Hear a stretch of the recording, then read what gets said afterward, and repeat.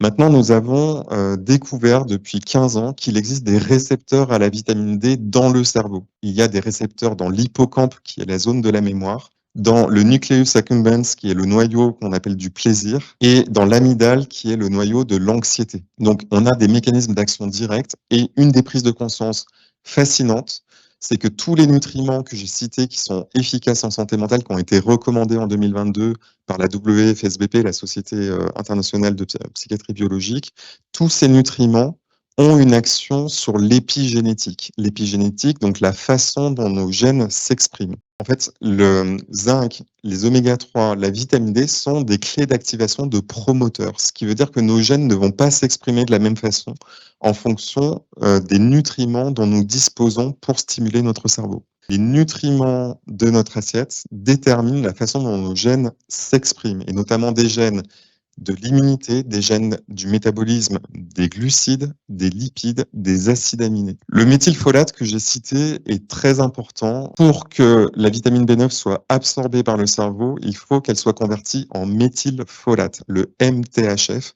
par une enzyme qui s'appelle la MTHFR. La vitamine B9, c'est un cofacteur essentiel pour la synthèse de la sérotonine et de la dopamine.